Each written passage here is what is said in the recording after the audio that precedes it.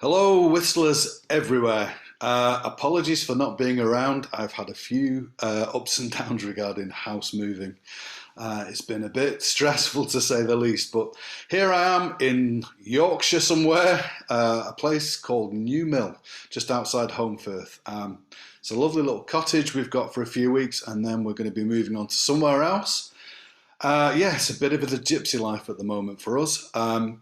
But yeah, I've had a few requests regarding playing whistle and different keys of whistles. Why do we have different keyed whistles?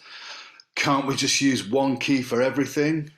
And there's a short answer, which is yes, if you're exceptionally gifted and dexterous. Otherwise, you are going to struggle with some of the different keys. So I'm going to go from basics and start with the D whistle. This one here, this is a Killarney D whistle. And I'm going to use three different Killarney whistles. I'm going to use the D, the C and the B flat, just to demonstrate the different keys. And basically, in order to determine the key of the whistle, we always go from the six-fingered note at the bottom. So if we cover all our holes, yeah, and we blow the note, that gives us the key the whistle is in. Now, with the D whistle, everything that we read notation-wise is as written, apart from it sounds an octave higher or 8 notes higher than it's actually written. Now, the reason for this is because if we were to read exactly the note that we're playing on the D whistle, it would be very difficult because there'd be lots and lots of ledger lines. So for ease of reading, what we do is we read the notes as usual. In other words, the bottom D being the D just below the first line in the treble clef, but it actually sounds an octave higher. So in terms of it being a transposing instrument, it doesn't really class as a transposing instrument, even though it actually kind of is, because what we're playing is actually sounding an octave higher. So with the D whistle, what we've got is not exactly what's written, but as I said before, if we were to write it exact notation wise, it would be very, very difficult to read because it goes quite high. So just for ease of reading, the concept or the D whistle is written an octave lower than it actually sounds. So for us to play in different keys, it's much easier to use certain whistles for different keys, because it means otherwise we're going to have to do an awful lot of half holing. So with the D whistle, we can play in the key of D quite easily. And also we can play in the key of E minor. Well, it's actually E Dorian, because the scale is the Dorian mode of D. So we go.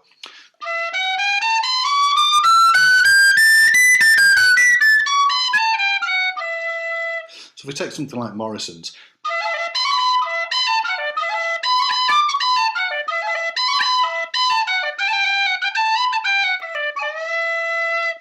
So we can quite comfortably play in a sort of E mode, E Dorian mode, E minor. We can play in G.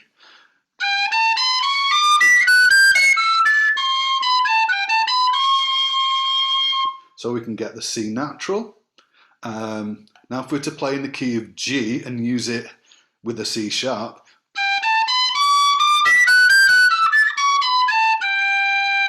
that puts us in a different mode. So that's why we use the C, so C natural, sorry, rather than the C sharp. If you were to play with a C sharp, you'd actually be playing in what's known as the Lydian mode. Don't worry about all the names for the modes. It's not something you're going to need. But for those technically minded folk out there, yes, we're playing in the Lydian mode if we use the C sharp, but we can quite comfortably play in the key of G major.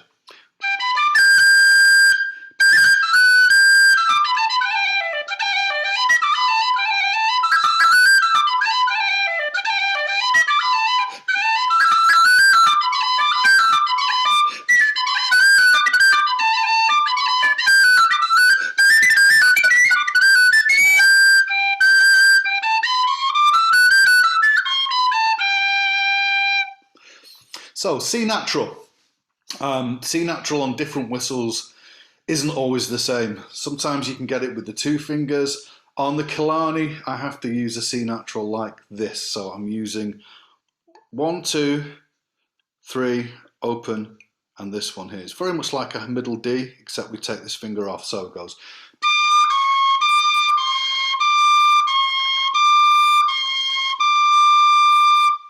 And a lot of the whistles, especially the narrow bore whistles, you have to slightly mess about with the fingering from the two-fingered C, maybe 3, 4, maybe even a little bit of shading with this middle finger to get it bang on in tune.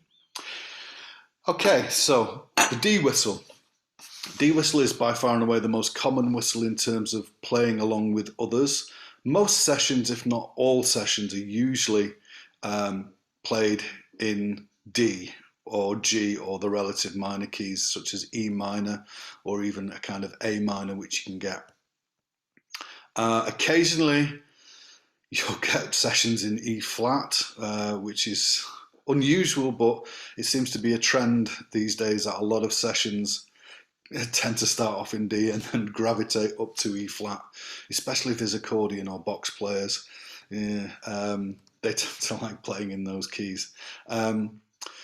And if I was wanting to play in the key of E flat on a D whistle, I would seriously struggle because we've got 3 flats as opposed to 2 sharps. So we've got E flat, F natural, G, A flat, B flat, C, D, and E flat. So already we're going to have to start on a half hole. And so we'd have to go half hole E flat, half hole the F natural, G, then we'd have to half hole the A flat, and then we'd have to half hole the B flat or do some funny kind of cross fingering to try and get those notes. So it won't be impossible, but it's certainly something I would rather not have to put my time into to try and play in the key of E flat on a D whistle. So that's why we would use an E flat whistle, because that's its home key. You may have heard the term diatonic, and diatonic is different from chromatic. Lots of orchestral instruments are what's known as chromatic. It means that they can play all the tones and the semitones in between. And technically, yes, you can do that on your normal standard whistle, but it's not easy, and it's certainly if you're playing at speed, you would really struggle to play smoothly and accurately, half-holing and cross-fingering all those different notes that you would need to play chromatically. So diatonic instruments don't really like to be played in a chromatic kind of way. As I said, you can, but there's an awful lot of work involved in doing that. So for ease, it's easier just to use a whistle which is pitched in the key that the tune is written in.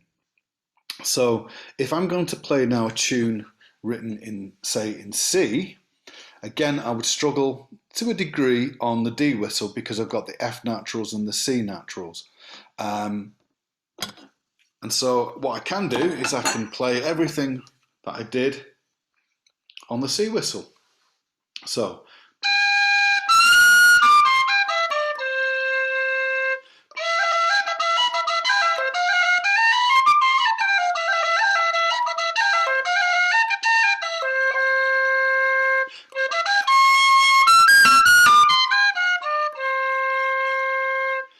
Now if I play the same thing on the D whistle,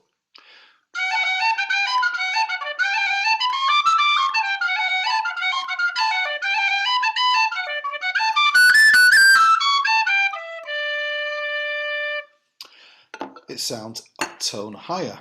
On the C whistle,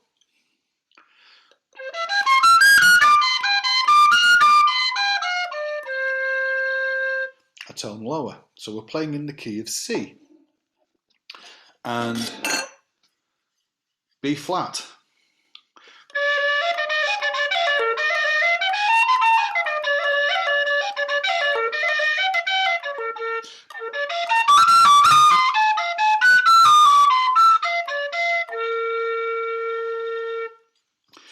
So really the reason we have different keys in different whistles is so that it's easier to play without having to do cross fingering, without having to do half holing.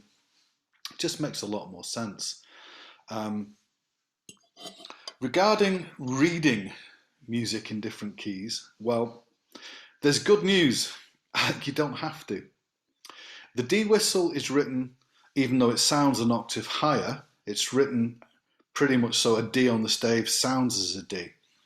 Now, if you wanted to play the same music on a C whistle and write it in the key of C, you can do so, but it would mean that you have to read a different set of notes, which some of you may find a little bit confusing. And with B flat, again, you'd have to learn to read another set of notes in the key of B flat. So in the key of D, we have two sharps. We have F sharp and C sharp. So if you play in the key of D, it sounds in the key of D on a D whistle. Now, if we were to play in the key of D on a C whistle, it would sound in the key of C. We're playing the same music, but because the whistle is pitched in C rather than it being pitched in D, it sounds what we call a whole tone lower. And the same thing with B flat. If we were to play the same thing that we did on the D whistle, it would sound in the key of B flat. It's easy to be able to transfer that knowledge from that one key signature or the two key signatures of the key of the key of D and the key of G, which are the two main major home keys. You can play in the key of A as well, but you've got that G sharp, which you can get on some whistles without half holing by cross fingering, but either way work, whether you half hole it or you use it as a cross fingered G sharp. So once we've learned those key signatures and how to read in those keys, if we are reading standard notation, what we need to do then is, if we just change the whistle, then we change the key. So what we were now reading in D or G, if we're playing it on a C whistle, we're now playing it in the key of C or the key of F. And on the B flat whistle, we'll be playing in the key of B flat or the key of E flat if we're using those two keys. So ease of playing is always the reason why we would use different keyed whistles. Also slightly different sounds as well. A B flat whistle doesn't sound the same as a D whistle, and a D whistle doesn't sound the same as an E flat whistle, E flat or even a high F whistle.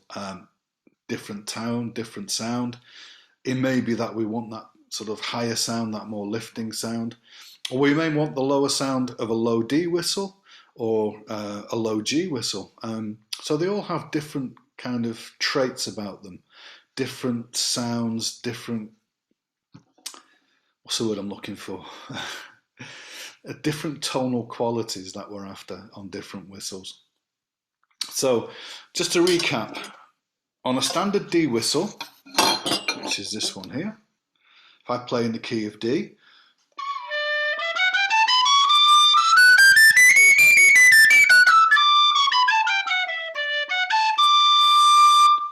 it sounds as written, only an octave higher, but the notation is as it's written. Now, with the key of C,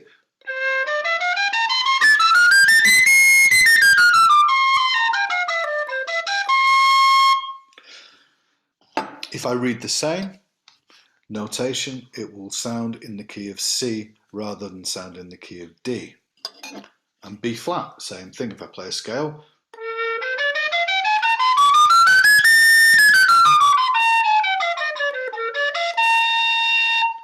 it's going to sound in the key of B flat.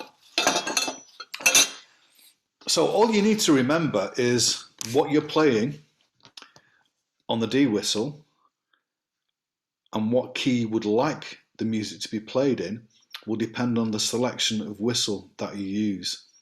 So I tend to play with lots of different people in lots of different settings. Quite often I'm accompanying singers who like sometimes to sing in rather unorthodox keys. Hence I've got a whistle, I think, pretty much in every key.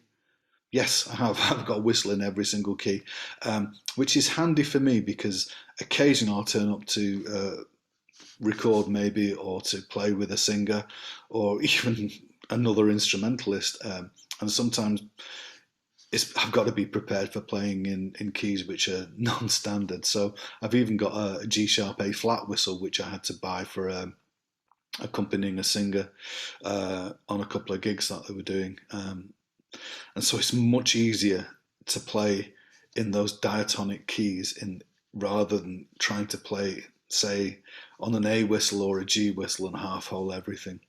So it's ease. You only have to learn to read one set of notes rather than learning how to read in different key signatures.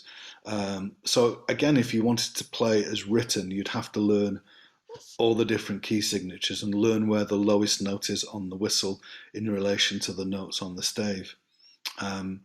And so the good thing about having different whistles is you only have to learn how to play in that one key, or two keys, or several keys, whether it's major or minor or modal. But you can read everything, and it's transposing because you're playing it on a different whistle. So what I played in the key of D on the D whistle, if I play it in the key of B flat, it will sound in the key of B flat. If I play in the key of G on the D whistle, it will sound in the key of E flat on the B flat whistle because that's my home pitch. So to recap, D whistle, all the fingers down, plays the note D.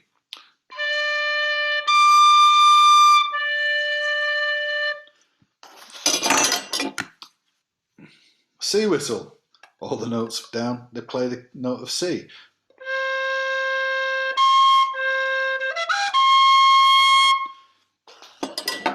And the B flat whistle. Same thing, everything down, plays a B flat.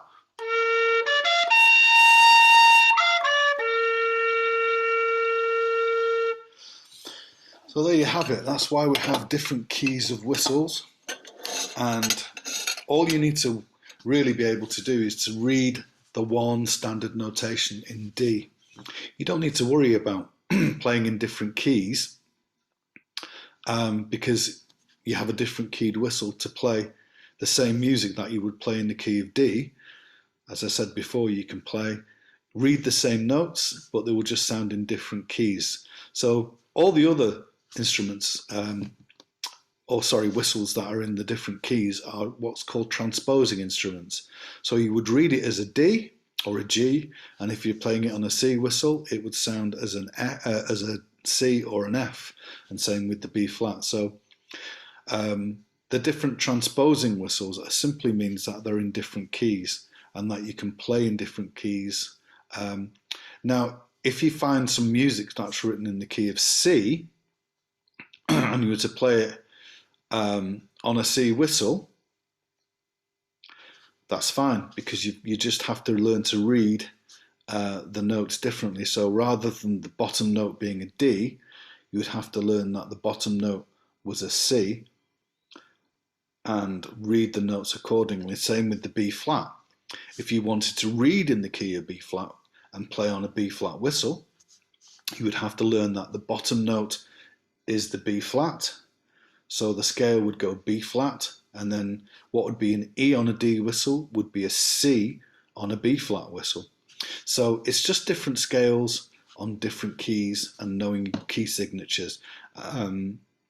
But you don't have to do that. As I said, you can read everything in the key of D or G and just use a different whistle depending on what key you want.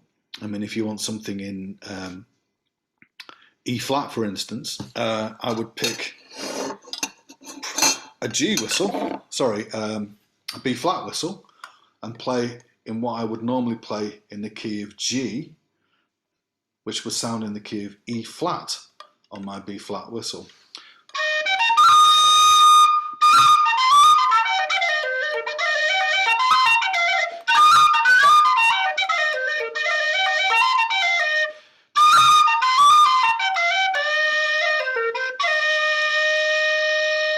So there I'm playing in the key of E flat. There are a number of different charts you can get, which are quite helpful. MK Whistles have one on their website. What I'll try and do is I'll try and put up a link to the MK Whistle website where they've got the chart with all the different keys, what each whistle plays, so you don't have to learn them off by heart. But it's not that difficult. You can learn them off by heart if you want to, and it's quite useful. I mean, I have had to do that over the years just because different people want in different keys for me to accompany them with. So it's been useful in that respect that I didn't have to actually refer to a chart, which again probably would forget most of the time. Hopefully this little video has explained a little bit about key signatures, a little bit about different whistles and why we need different whistles.